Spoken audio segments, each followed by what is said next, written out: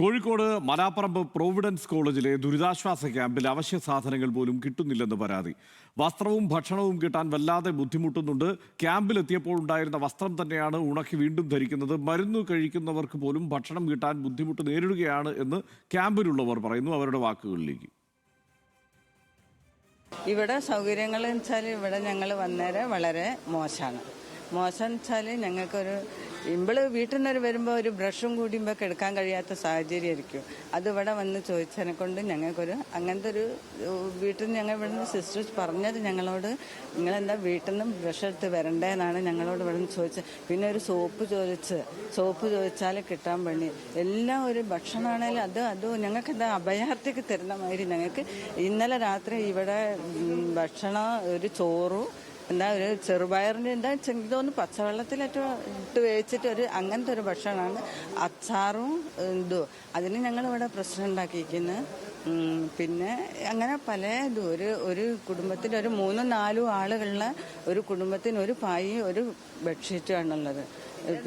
പിന്നെ അത് പറഞ്ഞതിന് ശേഷം ഞങ്ങൾക്ക് ഇവിടെ വന്ന് ഞങ്ങൾ പ്രശ്നം ഉണ്ടാക്കി. അതിന് ശേഷം ഞങ്ങൾക്ക് ഇവിടെ പായും ബെഡ്ഷീറ്റും കൊടുത്ത് പിന്നെ ഭക്ഷണം ഇവിടെ സൂക്കേടേരും ഇവിടെ ഹാപ്പി മക്കൾ എല്ലാം ഉണ്ട്. ഇവിടെ രാവിലെ ഒരു ചായ കഴിഞ്ഞാൽ ഇവിടെ ഭക്ഷണം കിട്ടുന്നത് 1:30-ക്കാണ്. അതിവിടെ അതിൻ്റെ ഇടയിൽ ഒരു സാധനമില്ല. ജില്ലയിൽ 30 ദുരിതാശ്വാസ ക്യാമ്പുകളിലായി കഴിയുന്നത് 1021 പേരാണ്. വിവരങ്ങളുമായി കോഴിക്കോട് നിന്ന് മുബാറക്ക് ചേരുന്നുണ്ട്. മുബാറക്ക്, എന്താണ് ഇവരുടെ പരാതി? അവിടെ വേണ്ട രീതിയിൽ കാര്യങ്ങൾ ചെയ്യുന്നില്ല എന്നാണോ?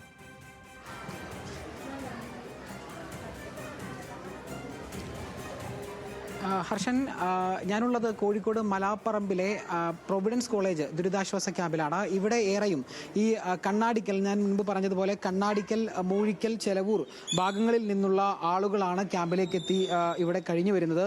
3 ദിവസമായും അതുപോലെ ഇന്നലെയും മിനിഞ്ഞാന്നൊക്കെ ആയി ആളുകൾ ഇവിടെ എത്തിയിട്ടുണ്ട്. പക്ഷേ ഇവർ പറയുന്ന പ്രധാന കാര്യങ്ങൾ, ഇവർക്ക് പ്രാഥമിക ആവശ്യങ്ങൾക്ക് ഉപയോഗിക്കേണ്ടതായ പേസ്റ്റ് പോലും ലഭിച്ചില്ല എന്നുള്ളതാണ്. പലരും പരാതി പറയുന്നു.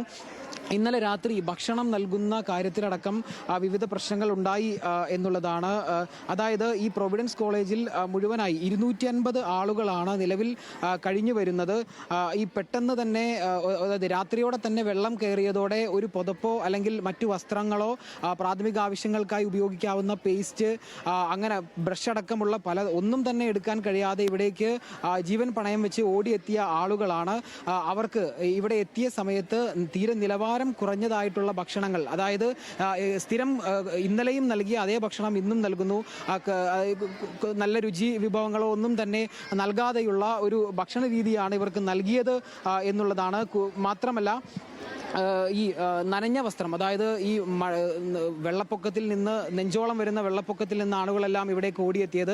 നനഞ്ഞ നൈറ്റിയും ചുരിദാറുമൊക്കെ ആയിയാണ് വീട്ടമ്മമാരെല്ലാം ഇവിടെ എത്തിയത്.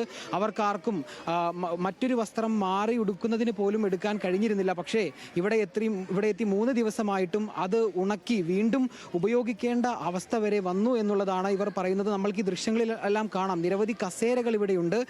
ഈ കസേരകൾക്ക് മുകളിൽ അതായത് ഈ കസേര എന്ന് പറയുന്നത് തന്നെ ഇരിക്കുമ്പോൾ അതിൻ്റെ ഒരു ഷേപ്പ് ഉണ്ടല്ലോ, അങ്ങനെ കസേരകൾ ചേർത്തിട്ട് അതിൻ്റെ മുകളിലെല്ലാം പാവിരിച്ച് അല്ലെങ്കിൽ ബെഡ് വിരിച്ച് കിടക്കേണ്ട സാഹചര്യങ്ങളിലേക്കൊക്കെ പോയി കാര്യങ്ങൾ.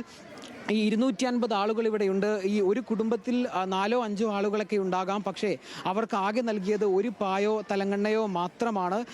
അതുകൊണ്ട് തന്നെ ഈ ദുരന്ത ബാധിതർ തീരെ ദുരിതത്തിൽ തന്നെയാണ് എന്നുള്ളതാണ് ഇവർ നമ്മളോട് പറയുന്നത്. ഇന്ന് രാവിലെ ഇവിടെ ക്യാമ്പ് സന്ദർശിക്കാനായി എത്തിയതായിരുന്നു. അപ്പോഴായിരുന്നു ഇത്തരത്തിൽ ആളുകൾക്ക് പരാതിയുണ്ട് എന്നുള്ള കാര്യം അറിയുന്നത്. ഇന്നടക്കം ഈ ജനപ്രതിനിധികളും അതുപോലെ തദ്ദേശ സ്ഥാപനങ്ങളിലെ ആളുകളെല്ലാം തന്നെ, ഉദ്യോഗസ്ഥരെല്ലാം തന്നെ ഇവിടെ എത്തുന്നു.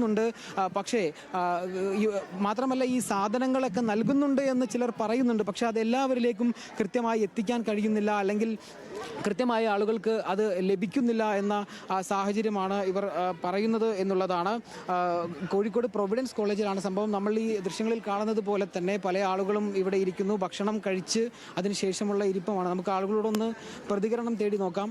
ചേട്ടാ, എന്താ അവസ്ഥ എന്താ തോന്നുന്നത്? ഞങ്ങൾക്ക് വടക്കേ വയലിലാണ് കണ്ണാടിക്കൽ വടക്കേ വയൽ. ഞങ്ങൾക്ക് വെള്ളം കയറുന്ന സ്ഥലമാണ്, താഴ്ന്ന ഭാഗമാണ്. അതിനെക്കൊണ്ട് ഞങ്ങൾക്ക് ദയവ് ചെയ്തിട്ട് പുഴയിലെ പൂഴി വാരിയിട്ട് പുഴ താത്തിയിട്ട് രണ്ട് സൈഡും ഒന്ന് കെട്ടിത്തന്നാൽ ഞങ്ങൾക്ക് ഈ പ്രശ്നങ്ങളൊന്നും ഉണ്ടാവില്ല. ഞങ്ങൾക്ക് ഏറ്റവും സ്ഥിരം ഇങ്ങനെ വെള്ളക്കെട്ടിലൊക്കെ സ്ഥിരമായിട്ട് ഞങ്ങൾക്ക് വെള്ളം വരുന്ന ഭാഗമാണ്. ഈ മുൻകാലങ്ങളെ അപേക്ഷിച്ച് ഇപ്പോഴത്തെ ക്യാമ്പിലെ സൗകര്യങ്ങൾ എങ്ങനെയുണ്ട്? സൗകര്യങ്ങളൊന്നും ഒരു കുഴപ്പമില്ല. ഞങ്ങൾക്കുള്ള ഭക്ഷണം നേരത്തിന് കിട്ടുന്നുണ്ട്. അങ്ങനത്തെ ഒന്നും ഒരു കുഴപ്പമില്ല. ഞങ്ങൾക്ക് ഇതാണ്, ഞങ്ങൾ ഇനിയിപ്പോൾ വീട് വൃത്തിയാക്കണേ കുറേ ഗതി കിടണം ഞങ്ങൾ.